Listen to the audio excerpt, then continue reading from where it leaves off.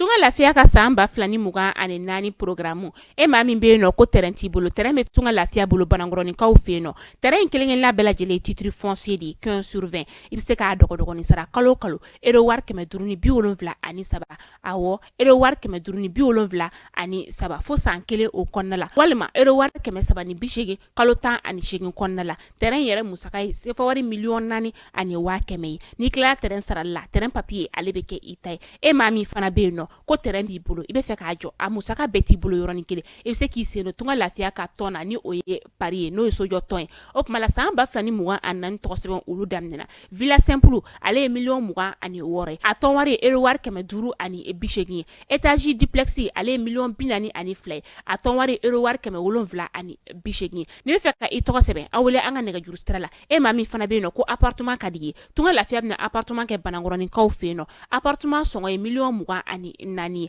ibisa ale fana dogo ni sara ero war keme wolonvla ani muwa fo san nani o konnala awo san nani tunga lafiya nana tunga range ulu lafiya likama op mala anga nega juru stra ayo bamba 00223 72 18 42 47 walma 00336 41 94 03 80 tunga lafiya ka lagini femi malende munu sigleme jamana ko ka ubeka seka so kelengelen soro ba maliba ali konnala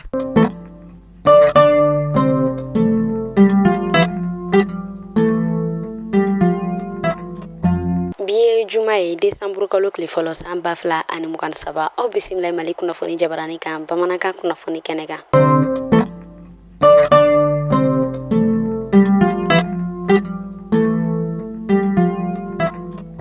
kunnafoni daminɛna an b'a ladɔnniya k'a fɔ bi décembre kalo tile fɔlɔ san 2023 o ye journée mondiale de lutte contre le VIH sida ye ni o yɛrɛ ye don min sugantilen no ka wuli ka jɔ kɛ walasa fɛn min tɔgɔ ye sida o yɛrɛ kɔni bɛ se ka kɛlɛ an ka jamana kɔnɔna na cogo min na o hokumu kɔnɔna na o b'a yira k'a fɔ maa 119 ɲɔgɔn ko ala ye olu yɛrɛ kɔni lajarabi nin bana kofɔta in na kɛnɛya tigilamɔgɔw olu yɛrɛ kɔni ye wuli ka jɔ cogoya bɛɛ lajɛlen kan walasa bana kofɔta in ale bɛ se ka kɛlɛ cogo min o tilala tun k'a yira k'a fɔ ko jamanadenw olu yɛrɛ kɔni ko u yɛrɛ kɔlɔsi kosɛbɛ fɛn min bɛ na ni nin bana kofɔta ninnu ye k'u kɔlɔsi olu fɛn kofɔta ninnu ma walasa kɛnɛya ale ni lakana o bɛ se ka sabati.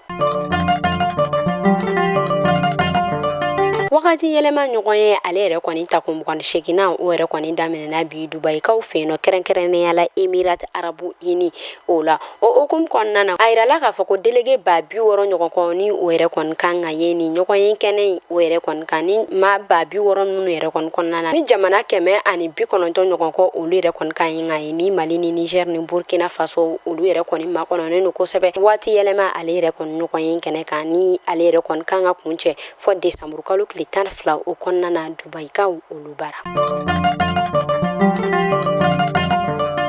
Alamisa don novembre kalo tile 30 san 2023 kɔnɔna na kɛnɛya ko ale yɛrɛ directeur général ni ale bɛ wele ko docteur Cheikh Amadou Tidiane Traoré ale bɔla k'a yira k'a fɔ ko DENC ko o yɛrɛ kɔni ɲɔ o bɛ ka ɲɛ kosɛbɛ an ka ba Maliba o kɔnɔna na a yirala k'a fɔ ko maa 500 ɲɔgɔn kɔ ko ala ye olu yɛrɛ kɔni lajarabi ni bana kofɔta in na ni o hokumu kɔnɔna na a tilala tun ka yira k'a fɔ maa 6 ɲɔgɔn kɔ olu yɛrɛ kɔni bɔnɛna u ni na ni bana kofɔta in o yɛrɛ kɔni senfɛ Mali kɔnɔna na a yirala k'a fɔ fɛn min yɛrɛ kɔni Bamakɔ ye ko bana o yɛrɛ kɔni bɛ ka dadigi kɛ Bamakɔkaw olu la kosɛbɛ a ɲininen no bɛɛ lajɛlen fɛ kɛnɛya tigilamɔgɔw u b'a laɲini bɛɛ lajɛlen fɛ fɛn min yɛrɛ kɔni ye sange ko maaw ko olu matarafa walasa u bɛ se ka kisi ni soso kofɔta in ma ni an bɛ ale wele ko DENC minnu bɔnɛna u ni na an bɛ ala deli badanɛ ma ala k'o di u ni alisilamɛ su bɛɛ lajɛlen ma minnu yɛrɛ kɔni ni olu yɛrɛ kɔni bɛ bana in na an bɛ ala deli ala ka nɔgɔya ko u bɛɛ lajɛlen ye.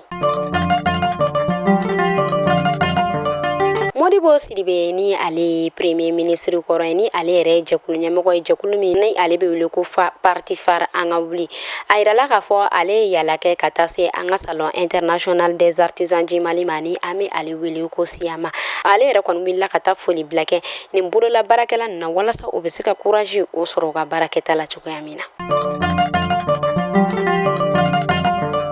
Radio Mikado FM ni ale yɛrɛ ye MINUSMA maaw ka radio ye kunnafoniyaw o b'a yira k'a fɔ ale yɛrɛ kɔni datugula kunu alamisa don novembre kalo tile 30 san 2023 kɔnɔna na a yirala k'a fɔ ni radio kofɔta ye ni ale bɛ wele ko Mikado FM ye nin y'a san 8nan ye ni ale yɛrɛ kɔni bɛ ka baara Bamako ale n'a lamini fan bɛɛ lajɛlen na Moptikaw olu fɛ yen nɔ Tombouctou Gao Kidal ale ni Menaka. an bɛ taa an ka jamana kɔrɔyan fanfɛ murujankaw fɛ kɛrɛnkɛrɛnnenya la Ndara a yirala k'a fɔ an ka kɛlɛkɛcɛw olu yɛrɛ kɔni ni banbagaciw olu karila ɲɔgɔn na kunun alamisa don novembre kalo tile 30 san 2023 kɔnɔna na kari ɲɔgɔnna in o yɛrɛ kɔni kɔnɔna na u b'a yira k'a fɔ an ka kɛlɛkɛcɛ fila olu yɛrɛ kɔni joginna banbagaciw olu yɛrɛ kɔni ka kote la a yirala k'a fɔ maa 15 ɲɔgɔn kɔ olu yɛrɛ kɔni bɔnɛna u ni na ni olu yɛrɛ kɔni minɛna ni u ka kɛlɛkɛfɛn nafama yɛrɛ caman ye. Halisa an bɛ to an ka jamana kɔrɔyan fanfɛ an bɛ taa Gawukaw olu fɛ yen nɔ Gawo marabolo ɲɛma ale yɛrɛ kɔni ye a yira k'a fɔ arabadon u ka ɲɔgɔnye dɔ o yɛrɛ kɔni kɛnɛ kan ko fɛn min yɛrɛ tɔgɔ ye ko ka bɔ yɔrɔ wɛrɛ la ko ka don Gawo marabolo kɔnɔna na ko o yɛrɛ kɔni jɔlen don fɔlɔ ko fɔ ko wagati nataw la a yirala k'a fɔ fɛn min yɛrɛ tɔgɔ ye ko kari hali mɔbili fitinin ko olu yɛrɛ kɔni si tɛna se ka don Gawo dugu kɔnɔna na o hokumu kɔnɔna na maa minnu yɛrɛ ni olu yɛrɛ kɔni kun y'u kun bɔ sebari kan ko b'u kun da Gawo kan olu yɛrɛ kɔni caman olu yɛrɛ kɔni segila ka na u ka yɔrɔ la fɔlɔ yanni waati ko fɔta o yɛrɛ kɔni cɛ. An bɛ taa bakansikaw fɛ yen nɔ a yirala k'a fɔ banbagaciw olu yɛrɛ kɔni kun ye kari dɔ minɛ kari min ni o yɛrɛ kɔni minɛna Paru ale ni Zonkobiya o yɛrɛ kɔni funancɛla kunnafoniyaw y'a yira k'a fɔ maa minnu kari in yɛrɛ kɔni minɛna ani a maaw bɛɛ lajɛlen o hokumu kɔnɔna na u b'a yira k'a fɔ muso 6 ɲɔgɔn kɔ u ye olu bila ale ni cɛ 39 ko u ye olu kɔni bila ko mɛ ko an bɛ wagati min na i n'a fɔ sisan nɔ ko maa tɔw ale ni kari ko o yɛrɛ kɔni bɛ banbagaciw olu ka bolo kan kunnafoniya dɔ olu yɛrɛ kɔni bɔla k'a yira k'a fɔ ko fɛn min yɛrɛ kɔni tɔgɔ ye ko nɛgɛnɛgɛli ko o yɛrɛ kɔni bɛ ka kɛ ko walasa u bɛ se ka ni maa ninnu olu yɛrɛ kɔni bila cogoya min na o hokumu kɔnɔna na bakansikaw olu yɛrɛ kɔni dusukun kabakabalen don kosɛbɛ ka sabu ko olu yɛrɛ kɔni sirannen don ko lakana ko olu yɛrɛ kɔni sabatilen tɛ kosɛbɛ olu yɛrɛ kɔni ka jamana kɔnɔna na o tɛmɛnen kɔfɛ u yɛrɛ ka maa dɔw olu bɔla ka kunnafoniya di k'a yira k'a fɔ ko olu yɛrɛ kɔni ka bakansi kari ninnu dɔn ko maa ko fɔta dɔw olu yɛrɛ kɔni bɛ to ka kɛ kariw kɔnɔ ko minnu yɛrɛ kɔni bɛ to ka maa olu yɛrɛ kɔni foto di ko sira olu yɛrɛ kɔni fɛ ko u yɛrɛ kɔni bɛ taa ka taa jɔ ka maa olu ko olu labɔ ko ni maa minnu yɛrɛ kɔni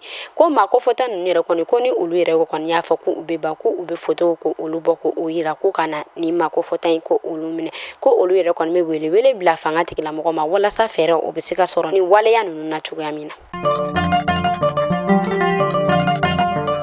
An bɛ taa Kotɔnko a yirala k'a fɔ Kotɔnko ko ale yɛrɛ kɔni kɛnɛyaso ɲɛma ko tɛnɛndon novembre kalo tile 27 san 2023 kɔnɔna na ale yɛrɛ su a n'a ka moto ko o yɛrɛ kɔni yela n y'a fɔ ke ale ni Kotɔnko cɛ kunnafoniyaw y'a yira k'a fɔ ko ni maako fɔta ye ale yɛrɛ kɔni kun bɔla u ka kɛnɛyaso o yɛrɛ kɔni ɲɔgɔn dɔ la n y'a fɔ ke ka olu yɛrɛ kɔni bara ko ni u yɛrɛ kɔni tala ale yɛrɛ kɔni su o dalen sɔrɔ o hokumu kɔnɔna na fanga tigilamɔgɔw olu yɛrɛ kɔni wuli ka jɔ kɛ walasa maa min yɛrɛ kɔni kɛla nin ko in sababu ye o bɛ se ka dɔn cogo min na an bɛ ala deli badanɛma ala ka a di ani alisilamɛ su bɛɛ lajɛlen ma.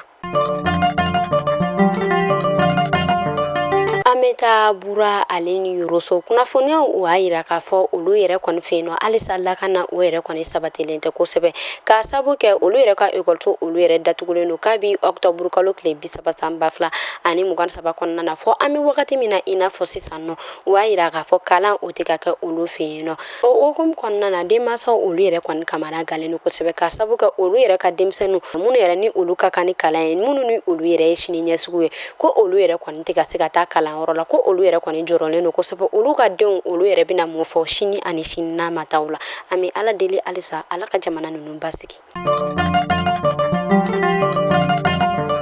Bɛ taa kɔkan kibaru la kɛrɛnkɛrɛnnenya la Faransikaw olu fɛ yen nɔ kunnafoniya dɔw olu yɛrɛ kɔni bɛ ka munumunu bɔlɔlɔsiraw sanfɛ minnu bɛ k'a yira k'a fɔ Faransi jamana ɲɛmɔgɔ ni ale bɛ wele ko Emmanuel Macron ko ale yɛrɛ kɔni bɛ ka wulikajɔ kɛ ko ka ko dɔ ko o yɛrɛ kɔni sigi sen kan ko fɛn min yɛrɛ kɔni ye Noël ye ni o yɛrɛ kɔni ye kerecɛnw ka seli ye Noël min ni ale yɛrɛ kɔni bɛ fêter san o san décembre kalo tile 25 la ko Macron ko ale yɛrɛ kɔni bɛ ka ko minnu sigi sen kan ko o de walasa Noël ko o yɛrɛ kɔni fêteli ko o bɛna jɔ Faransikaw olu yɛrɛ fɛ pewu ko o yɛrɛ kɔni bɛna daminɛ ɲinɛ décembre kalo tile 25 nata san 2023 ko Noël ko o tɛna fêter olu fɛ yen nɔ tuguni.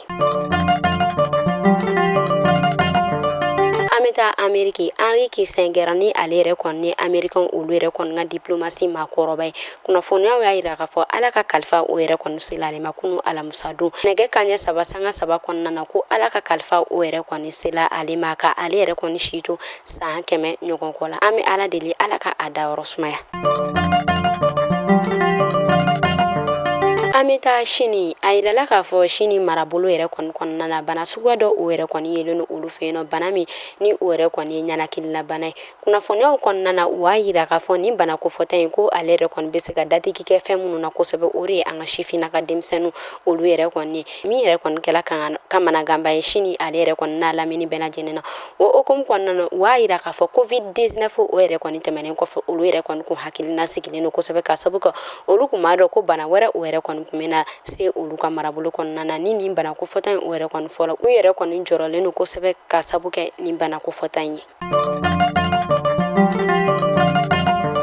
An bɛ taa Palestine a yirala k'a fɔ denmisɛnnin fitinin dɔ ni ale yɛrɛ kɔni si bɛ taa san 8 ɲɔgɔn kɔ la ani dɔwɛrɛ yɛrɛ kɔni fɛnɛ kun bɛ yen nɔ ni olu yɛrɛ kɔni si bɛ taa san 15 ɲɔgɔn kɔ la ko u yɛrɛ kɔni bɔla ko olu yɛrɛ kɔni faga u ka marabolo woroduguyan kan fɛ kunnafoniya u yɛrɛ kɔni bɔla olu yɛrɛ kɔni ka kɛnɛya minisiriso yɔrɔ. Gazakaw fɛ yen nɔ a yirala k'a fɔ prématuré 5 ɲɔgɔn kɔ ni u yɛrɛ kɔni den minnu ni olu yɛrɛ kɔni ma se fɔlɔ kalo 9 o yɛrɛ kɔni ma ka ɲɛ ko olu yɛrɛ kɔni 5 ɲɔgɔn kɔ o yɛrɛ kɔni su o yela u ka Gaza dɔgɔtɔrɔso kɔnɔna na yen nɔ an bɛ Ala deli halisa Ala ka kɛlɛ ninnu k'u ban ka jamana ninnu k'u bɛɛ lajɛlen basigi. An bɛ taa Espagne bato min ni ale yɛrɛ kɔni bɛ migrants ta a yirala k'a fɔ kunu alamisadon maa 4 ɲɔgɔn kɔ olu yɛrɛ kɔni bɔnɛna u ni na ka sabu kɛ olu yɛrɛ kɔni kun jagosalen don walasa olu bɛ se ka bɔ bato kɔnɔ cogoya min na Espagne ale yɛrɛ kɔni marabolo ɲɛma ale yɛrɛ kɔni tilala k'a yira k'a fɔ tuguni ko bato kofɔta in na ko maa 31 ɲɔgɔn kɔ ko olu yɛrɛ kɔni sera ka bɔ a la ni olu yɛrɛ kɔni tala ka taa n'olu ye dɔgɔtɔrɔso la a yirala k'a fɔ maa 31 ninnu yɛrɛ kɔni na sifinnaka denmisɛnnin 6 o yɛrɛ kɔni sɔrɔla olu yɛrɛ kɔni na minnu yɛrɛ ni u kɔni bɛ u ka kɛnɛya tigilamɔgɔw u ka bolo kan sisan nɔ. Alassane Dramane Ouattara a yirala k'a fɔ ale yɛrɛ kɔni ye u ka minisiri min bɛ yen nɔ ni o yɛrɛ kɔni jɔyɔrɔ kun kan ka di ale ma ni ale bɛ wele ko Abdraman Sisi ko o jɔyɔrɔ di ko o yɛrɛ kɔni bɔla a ma. An bɛ taa Niger ale yɛrɛ kɔni général de division ni ale bɛ wele ko Mahamadou Abou Taraka kunnafoniyaw y'a yira k'a fɔ ko ale yɛrɛ kɔni aradiyela ka bɔ u ka fanga tigilamɔgɔ ka bolo kan hakilinajigila ni ale yɛrɛ kɔni kun minɛna Burkina ale ni Mali o yɛrɛ kɔni fɛ avril kalo tile 24 o yɛrɛ kɔni tɛmɛnen san 2023 kɔnɔna na.